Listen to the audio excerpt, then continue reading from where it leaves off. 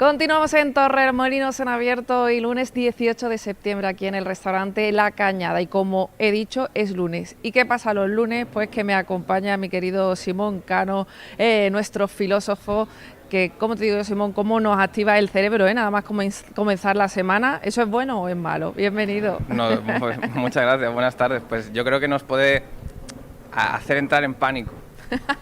Y a raíz de esta expresión que nos ha dado ya Simón, y es que hoy vamos a hablar del pánico. No sé si se acuerdan, recientemente, hace apenas una semana, tuvo lugar ese terremoto en Marruecos, una desgracia que sin duda hace saltar las alarmas, saltar el pánico en las personas que lo han sufrido y también la angustia, pero todo esto vamos a aclararlo un poco porque, Simón, ¿cómo podemos definir qué es el pánico? Bueno, para mí el pánico tiene mucho que ver con la idea de una sensación. Por ejemplo, hay una autora, alguna vez la he traído aquí a colación, que es Patricia Charsland, que es una neurofilósofa, que tiene un libro muy interesante que yo le recomiendo a la gente que se lo lea, que es El cerebro moral, que intenta hablar de cómo nuestra relación con los demás aflora dentro de lo que es nuestra estructura cerebral, ¿no? Cómo materialmente devenimos seres morales. Y para ella el pánico es una sensación desagradable. Sin embargo, es desagradable pero importante, porque de alguna manera nos previene del peligro y nos pone en jaque, pero alertándonos, ¿no? Genera una serie de advertencias para el propio individuo que le ayudan a preservarse. Entonces, ahí ya empezamos a poner de relieve que el pánico es hasta cierto punto necesario. Suele ponerse el ejemplo de la presencia de un depredador. Entonces, cuando tenemos a un depredador que está amenazando nuestra vida, nuestro instinto de preservación, aquí representado por el sistema nervioso simpático, lo que va a hacer es poner en una serie de mecanismos en juego para provocar la huida. Entonces, hasta cierto punto es necesaria esta sensación desagradable, ¿no? Entonces, una vez que estos mecanismos se han activado, después tenemos el sistema nervioso parasimpático, que se va a encargar justamente de reducirlos para intentar sofocar este desgaste energético, ¿no? Se va a proceder a reducir el ritmo cardíaco, la respiración va a ser más lenta. Entonces, el pánico es una sensación desagradable, como ya dice, pero necesaria, porque de alguna manera nos pone en peligro y en alerta, y esa alerta es necesaria para poder responder correctamente al peligro, ¿no? Te decía al principio que, bueno, podemos hablar de pánico y de angustia, que hay que diferenciarlas, que no es lo mismo. Exactamente, la angustia, alguna vez lo hemos hablado, es una incapacidad del individuo por copar todas las posibilidades que se le presentan en la mente. Por ejemplo, alguna vez hemos hablado de la angustia social o de la angustia ante la libertad. Es decir, hay una cantidad ingente de situaciones que se nos presentan en el instante vivido que nuestra capacidad para abordarlos se complica, y eso puede tener una serie de consecuencias a niveles fisiológicos que se palpan desde la respiración hasta incluso su somatización, tipo de enfermedades somáticas que convierten el estrés en síntomas cutáneos de enfermedades como, por ejemplo, la psoriasis, ¿no? El colon irritable. Hablábamos de este terremoto de Marruecos. ¿Cómo les afecta a todas esas personas que lo han sufrido? ¿Cómo afrontan ahora su vida? Porque, lógicamente, yo creo que el pánico se apodera, ¿no?, de tu día a día. Sí, porque, digamos, una cuestión interesante aquí es que el pánico, cuando tiene un objeto, es decir, cuando es un pánico objetivo, que de alguna manera viene suscitado por una amenaza real, presenta la posibilidad de generar un trauma. Esto lo ha tratado Freud, y lo interesante es que algunas de sus concepciones con respecto a la angustia, con respecto al pánico, todavía se mantienen en los manuales de psicología, ¿no? El DSM, en su cuarta edición por lo menos, estaba todavía la distinción entre angustia y pánico, muy parecida a la que planteó él. Entonces, lo interesante aquí es que efectivamente hay una amenaza objetiva, que en este caso es un terremoto, que genera una serie de consecuencias cognitivas, ¿no? Entonces, lo que Freud propone, en cualquier caso, es que esto suele suponer una amenaza con respecto a perderlo todo, ¿no? Esto que mucha gente experimenta en los ataques de pánico, que es una sensación muy complicada de describir, pero que se puede caracterizar por esta sensación de desvanecerse, de perderlo todo, morir.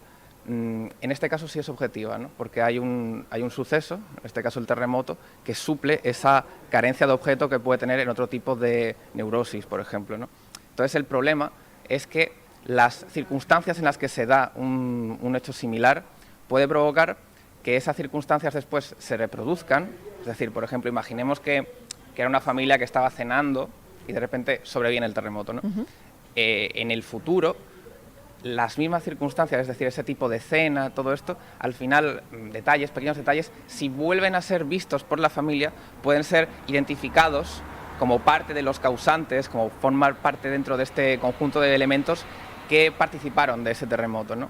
Entonces, es como si yo, por ejemplo, o esto ocurre con mucha gente cuando es joven, ¿no?, que tiene algún tipo de enfrentamiento físico en la juventud, ¿no?, con alguien. Esto generalmente suele generar cierto recuerdo. Entonces, cuando comparecen en algún momento del futuro detalles que recuerdan a esa situación, inevitablemente generan la sensación de esto puede volver a ocurrir, ¿no? Y aquí es donde se genera el trauma. Cuando se identifican las situaciones eventuales que caracterizaron ese mismo momento, y entonces esto genera la sensación de que cada vez que vaya a ocurrir algo similar, yo pienso en el terremoto, ¿no? Y cómo, supongo que habrá maneras de trabajar esto, ¿no? Bueno, yo creo que desde la filosofía y desde la historia de la religión se ha intentado abordar la angustia y el pánico desde muchos puntos de vista. Generalmente se sabe que es algo que es fácil de suscitar, ¿no? Por ejemplo, en la tragedia griega de la Orestiada de Esquilo, vemos que, por ejemplo, el personaje de Agamenón, que es el rey de una zona de Grecia, en este momento, cuando se habla de su muerte, el pueblo entra en pánico, porque, digamos, perder a un rey en ese momento era sinónimo prácticamente de que podía sobrevenir una dictadura, que era digamos, la figura del tirano era muy temida en aquel momento, ¿no? Claro.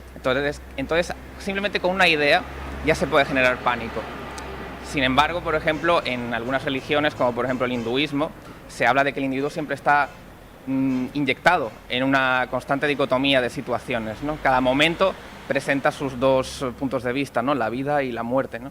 Entonces, el individuo materialmente hablando vive en esa dualidad, y eso es angustia y pánico. O, por ejemplo, en la religión católica también se habla de que la religión, de alguna manera, la fe en Dios, solventa este tipo de problemas, ¿no? Pero para intentar traerlo a un punto de terapia cognitiva, de exposición, yo creo que hay que intentar aprovechar eso, es decir, la ingente información que nos ofrece el mundo, la vida, para intentar organizarla. Porque al fin y al cabo todo esto es anticipación de la información, ¿no? Es decir, cuando nosotros tenemos miedo de algo, se nos empiezan a presentificar distintas situaciones que pueden emerger a raíz de este miedo o pánico que tenemos, ¿no? Si se sabe controlar, es decir, si de alguna manera se ejercita ejercicios de respiración, meditación, terapia expositiva, como por ejemplo en el caso de algunas hipocondrías, todo esto permite dibujar un plano del mundo, del presente, en el cual aparecen muchos puntos de vista. Y tener muchos puntos de vista con respecto a una situación es lo que hace que podamos enriquecernos dentro de nuestro plan de actuación, ¿no?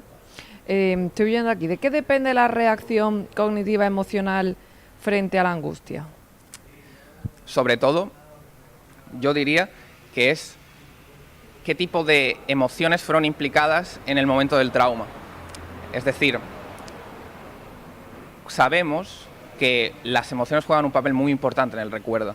Que, por ejemplo, una situación en la que uno llora o una situación en la que uno expresa una gran cantidad de ira, de rabia, todo esto provoca que esa situación se almacene, entre comillas, de una manera más severa. Esto puede ser un problema porque nos invita, de alguna manera, a tener cuidado con cómo vivimos nuestros momentos en la vida. Porque, al fin y al cabo, cuando nos implicamos mucho, es decir, cuando exageramos y nos dejamos llevar, cuando parece realmente algo muy laxo, es decir, algo que no tiene ningún tipo de consecuencias, realmente sí las tiene. Las tiene porque ayuda a fundamentar nuestra personalidad en momentos en los cuales realmente no deberíamos hacerlo. Por eso, por ejemplo, hace poco yo leía una cosa muy interesante que era sobre Nadal, que él explicaba que él intentaba evitar reacciones conductuales que fueran innecesarias, ¿no? Aparte de porque generan un estrés innecesario, por otro lado también generan esta sensación de estoy enquistando este momento de una manera que no me conviene. Entonces, a Nadal hay que hacerle caso. Sí, aquí en este aspecto yo creo que que tiene mucho sentido, porque nosotros tenemos esta, digamos, constante necesidad de reafirmar lo que nos ocurre, pues con gestos, tirando cosas, digamos, en algún momento la rabia nos lo exige, ¿no? Sí. Entonces, cuanto más nos exige esto el cuerpo, más nos provoca que este tipo de situaciones queden almacenadas en nosotros, ¿no? Más se enquistan y, por lo tanto, comparecen con mayor asiduidad.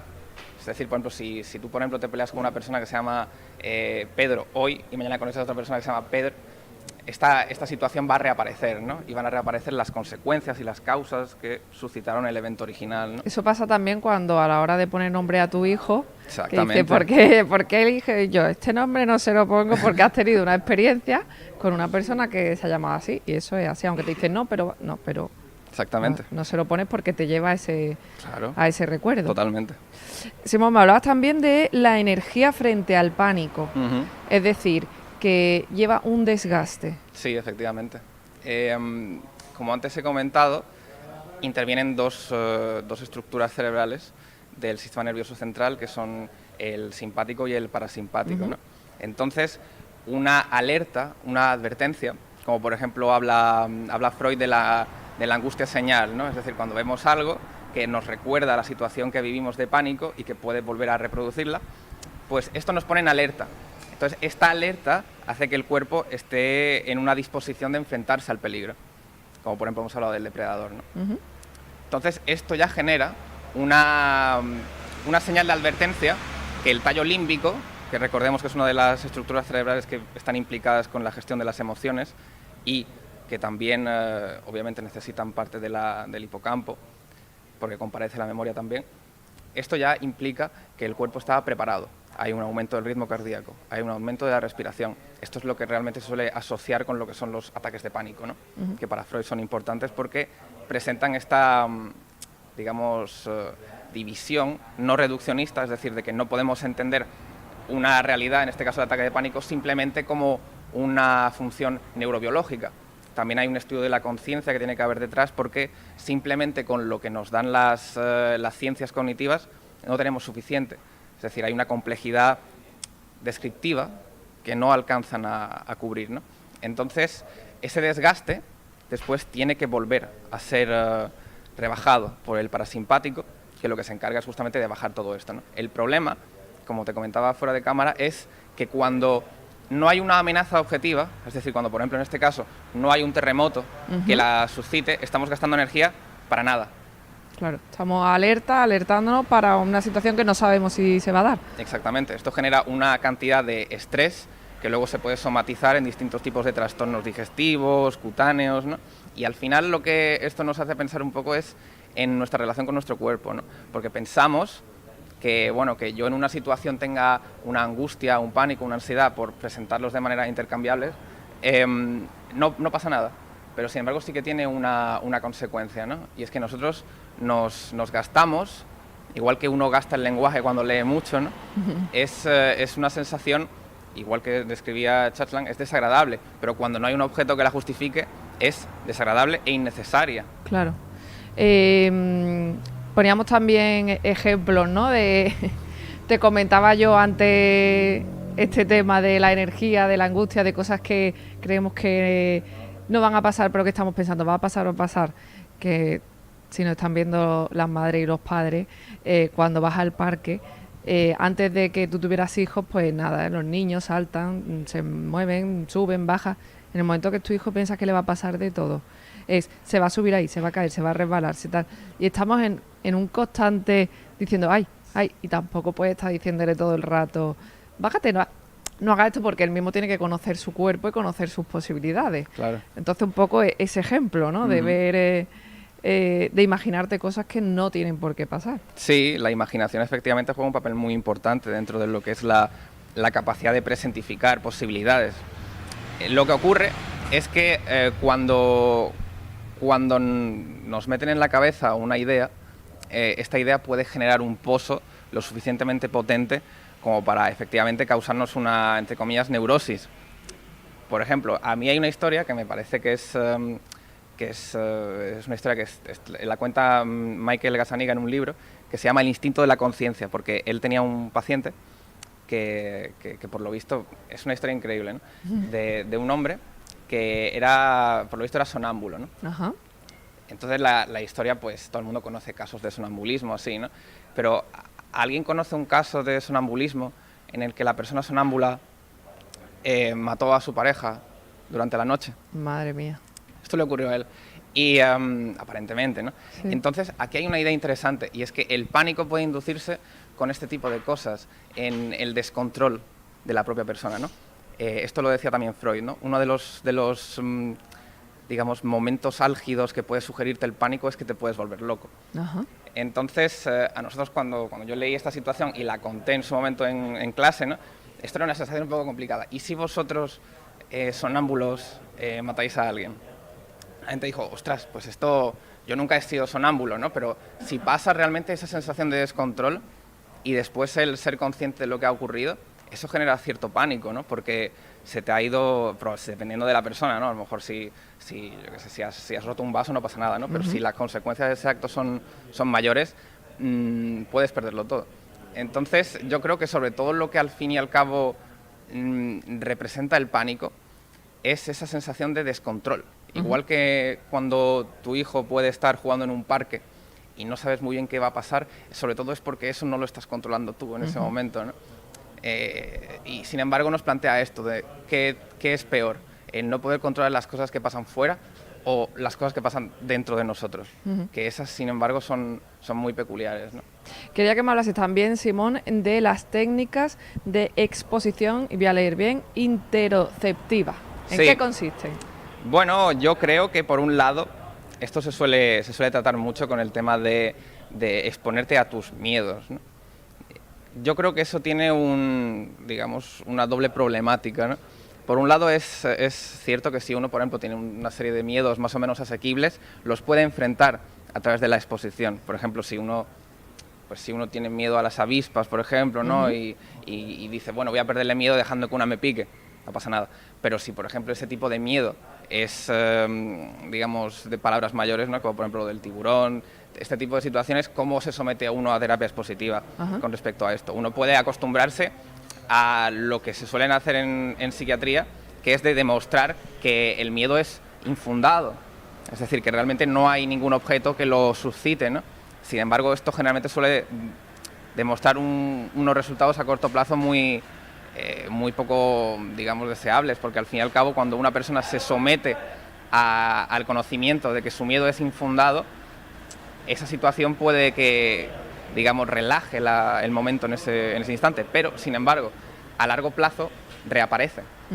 Entonces, es muy interesante como para Freud o para Jung, para la escuela psicoanalítica, realmente lo interesante es que ese miedo, la terapia interoceptiva de exposición puede, digamos, someterlo durante un instante, pero como hemos hablado antes del pánico y de las circunstancias en las que se daba el momento original del pánico pueden luego reproducirse, aquí pasa algo parecido, y es que si se reproducen en el futuro ese mismo cúmulo de circunstancias, el pánico vuelve a aparecer, ¿no? Entonces, la aprensión interoceptiva, que es sobre todo interna, que es lo que nos relaciona con nuestra síntesis de la realidad, ahí yo entiendo que es donde se tiene que hacer ejercicio. No tanto en nuestra relación material, ¿no? Sino en nuestra relación espiritual con el miedo y con el objeto que lo funda, ¿no? Estaba yo también aquí viendo que si este pánico del que hablamos, ¿no?, se sufre cuando eres pequeño, sí, entiendo que es importante que se trabaje con el niño o la niña para que pueda tener una vida adulta dentro de la normalidad. Así es, sí. De hecho, cuando la gente suele hablar de psicoanálisis, se suele olvidar de que una parte del psicoanálisis muy importante es el psicoanálisis del niño. Entonces, sabemos que entre los 3, 4 y los 7, 8 años, en ese momento el niño es una esponja. Y sabemos que las experiencias que pueda aprehender van a generar una huella mnémica, es decir, de memoria, dentro de él, que puede comparecer de muchas maneras, ¿no? Es decir, no tiene por qué ser de hoy le regalo un globo, dentro de 10 años se va a acordar de que le regalo un globo, ¿no? Sino de más bien de relaciones inconscientes con otras cosas, ¿no? Con otras personas. Y que eso puede adquirir muchas diversas dinámicas que luego van a reaparecer en el futuro, por lo cual es muy importante, ¿no? El abordar ese momento de la vida no voy a decir cuidado, porque puede desprenderse como cierta retórica protectora, ¿no? Pero sí vislumbrando cómo su presente puede deformar, modificar su futuro, de una manera muy sutil. Entonces, como hablábamos antes del caso de las peleas, ¿no? Todo este tipo de cosas, yo creo que es importante preservar el extremismo emocional de ciertas situaciones para intentar que en el futuro ese aspecto de su vida se mantenga, no vamos a decir virginal, es decir, no hace falta de que la persona no se haya enfrentado nunca a la realidad, situación, pero que sí que se haya realizado dentro de un ambiente más o menos controlado.